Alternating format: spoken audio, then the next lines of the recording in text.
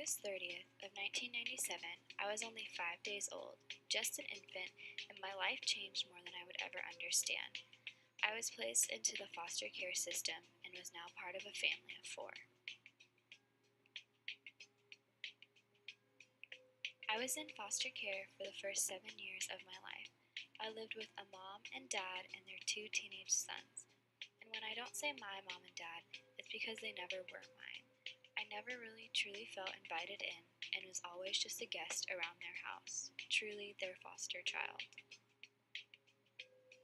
In society today, there is such a social construct attached to foster children. In fact, whenever we would go places and people would ask me who I was or how I belonged to the family never struggled to say, "Oh, our foster daughter, foster this, foster that." I could never just be their daughter. I was always labeled as a foster.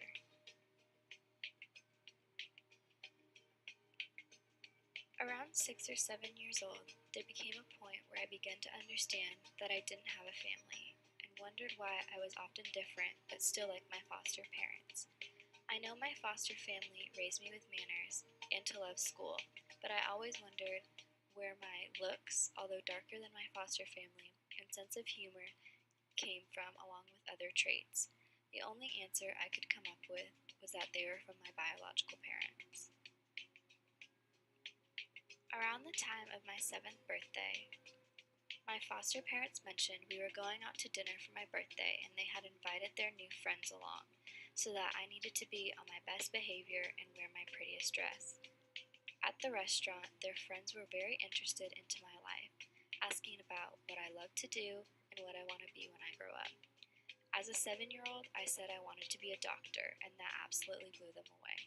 The woman across from me at the table, my mom's friend, was in awe over me, like she has never talked to a 7-year-old little girl before. At the end of the night, she was saying goodbye and happy birthday to me and gave me a big hug, and I could hear her whimpering and feel her shaking, and I never understood why until now. For me, I was always confused as to why the family was so impressed by me. They kept telling me that I was so mature and asked me if I ever acted like a kid and ran around outside. My whole life in foster care, I had been independent because my foster parents were busy themselves working and or with their other kids. If you've ever seen the movie Matilda, that was me. I made my lunches, I cleaned my room, I walked myself to school, and did all of this independently and alone because I knew it needed to be done, and the only way it was possible was if I did it myself. I was adultified for much of my childhood because this independence was my way of assuring my goals would be reached and each part of my daily routine would be completed. I also knew from my foster parents telling me all the time that the more mature children get adopted. So from that, I have been groomed to be more mature and on my best behavior always. In October of 2004, those special friends came back into our lives. I walked into the house when coming home from school one day, and they were sitting on our couch in our living room with the cutest little white stuffed dog and a red, white, and blue quilted blanket.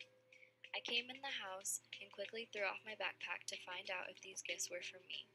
My foster parents told me that Mr. and Mrs. Thomas are very jealous of our family, and they were wondering if I would go live with them and help them start their own. Still being a child, I didn't fully understand what they were asking of me, but after being explained a couple more times, I went flying into my other mother's arms. Yes, my mother, my very own mother. Although I would miss my foster family and my foster mother, I was not attached. In fact, for most of my life, I would classify myself as avoidant because my foster mother really wasn't that present and or reliable.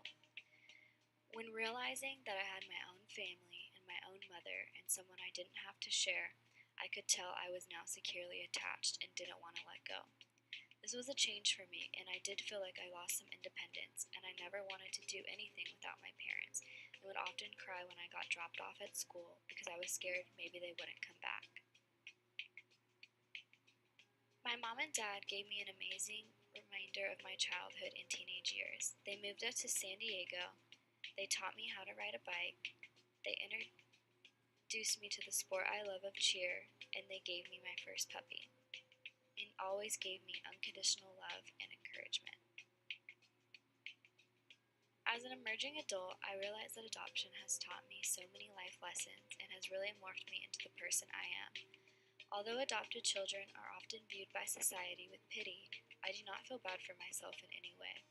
My biological mother gave me one of the greatest gifts she could ever give me, and that was life itself. She had the courage and the strength to give me up because she knew I would have a better life with more opportunities that she could no longer provide me. If she hadn't had given me up, I would never be with the family I am with today. This event forever changed my life because it has given me the opportunity to belong to something permanently, and that something is family.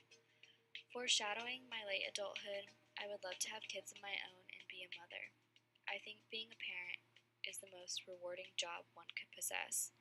Adoption has made me forever grateful for my family and excited to have my own family to love and hold of my own one day. Thank you for watching.